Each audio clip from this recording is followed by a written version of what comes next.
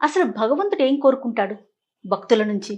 జయ భగవద్గీతలో అర్జునుడు ఇదే ప్రశ్న వేశాడు. మళ్ళీ మీరేస్తున్నారు. భక్తి యోగం 12వ అధ్యాయం, ద్వాదశ అధ్యాయం అంటాం. ఆ అధ్యాయపు మొదటి శ్లోకం ఇది. ఏవం సతతయుక్తాయే భక్తాః త్వాం పర్యుపాసతే అని అడుగుతాడు. నీకేమిష్టం? మాకిష్టం అని మేము అన్నీ చేస్తున్నాం, కానీ నీకేమి ఇష్టం అని చెప్తే అర్జునుడు అడుగుతాడు. అలాంటి ఒక సందేహం మీకు వచ్చింది. ఇది చాలా మెచ్యూర్డ్ ప్రశ్న, పరిపక్వమైన ప్రశ్న. ఎందుకంటే భగవంతుడికి ప్రార్థన చేసే వాళ్ళందరూ చేసే చాలా పెద్ద తప్పు ఏంటంటే, మేము పూజ చేసేస్తున్నాం, ఆహాహా పూజ చేసేస్తున్నాం అంటే ఆయన్నేదో ఉద్ధరించడానికి వీళ్ళు పూజ చేస్తున్నట్టుగా భావిస్తుంటారు. ఇది చాలా తప్పు. మీరు అడిగిన ప్రశ్న చాలా కరెక్ట్. మనం చేస్తున్నాం సరే, కానీ ఆయనకేమిష్టం?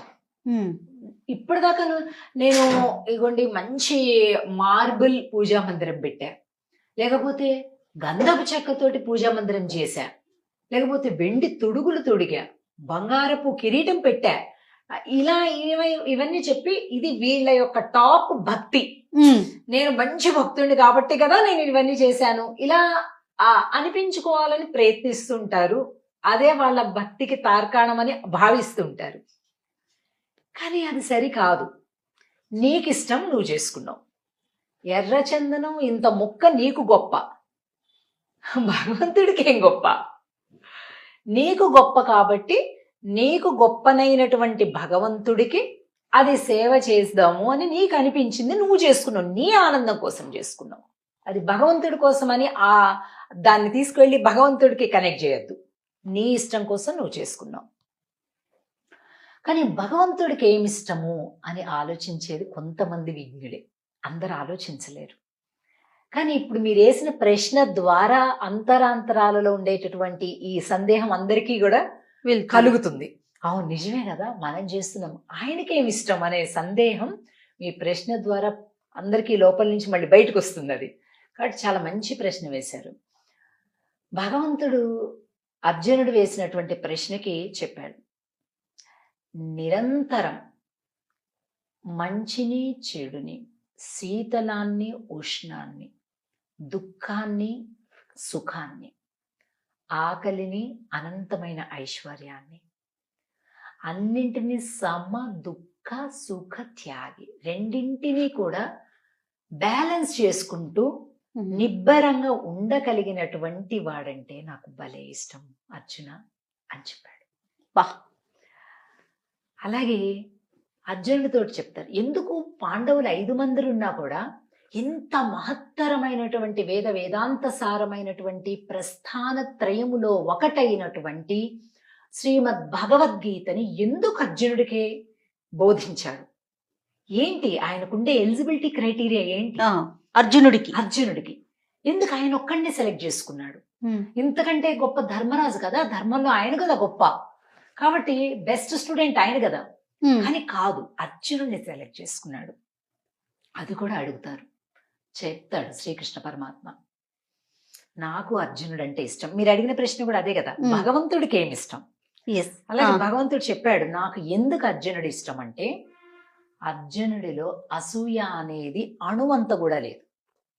అసూయ తనేమన్నా కావాలనుకుంటే కష్టపడి సాధించుకుంటాడు, కానీ వాళ్లకుంది వీళ్లకుంది అనేటటువంటి ఒక అసూయ గుణం లేశ మాత్రంగా కూడా లేదు. కాబట్టి నాకు అర్జునుడు ప్రియుడు అని చెప్పారు. కాబట్టి నీకు భగవంతుడు ఇష్టం అనేది వేరు విషయం. భగవంతుడికి నువ్వు ఇష్టం అవ్వాలి అంటే ఈ క్వాలిటీస్ ఉండాలి నీకు.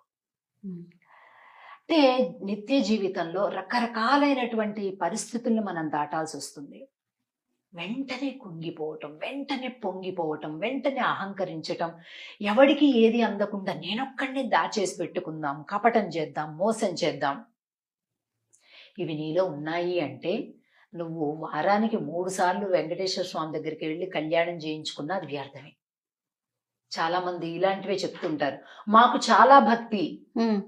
ఎలా అంటే అండి, మేము వారానికి ఒకసారి వెళ్ళిపోయి కళ్యాణోత్సవం చేయించుకుంటామండి, మా ఇంట్లో ఎవరి పుట్టినరోజు వచ్చినా కూడా ఆ గుడికి వెళ్తామండి. ఏంటైతే ఆయన ఉద్ధరించడానికి వెళ్తున్నావా? కాదు కదా. నువ్వు ఆయన ఆశీస్సులు పొంది ఇంకా సుఖంగా ఉండడానికి వెళ్తున్నావు. ఆయన ఆశీస్సులు అనే విషయాన్ని మర్చిపోతున్నాం కరెక్ట్ కదమ్మా. అంతే అంతే.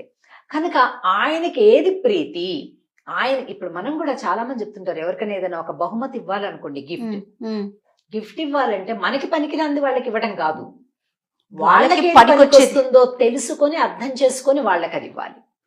అది ఇచ్చేటటువంటి విధానం అంటే. అలాగా నువ్వు పూజ చేయటం నీ కోసం చేసుకుంటున్నావు, అది భగవంతుడి కోసం మాత్రం ఎప్పుడు అనుకోకు. ఎందుకంటే చాలా మంది చెప్తుంటారు, బాధేస్తుంటుంది నాకు, ఏం చెప్పలేని పరిస్థితి. మేము రోజు 2 గంటలు అండి పూజా మందిరంలో ఉంటాం. 2 గంటలండి, 2 గంటలు. సరే, నాకు నిద్ర పట్టదండి అలా 2 గంటలు పూజ చేయకపోతే. సరే అంటే అందరూ, మా చుట్టాలందరూ అంటారు, ఎందుకు అంతంత పూజలు చేస్తారు అంటే. ఇప్పుడు వీళ్ళు 2 గంటల పూజ చేస్తున్నారని మనం బాగా మెచ్చుకోవాలి, మనం మెచ్చుకోవడం లేదు, అది బాధ. ఎవరి కోసం చేస్తున్నావు? చుట్టాల కోసమా? అంతే కదా.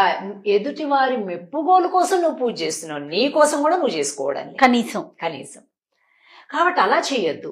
నీకు ఇష్టం చేసుకో, నువ్వు ఇష్టాన్ని పెంచుకో, నువ్వు ప్రేమించు భగవంతుడిని, నువ్వు టైం స్పెండ్ చేయి, నువ్వు ఆనందపడతావు.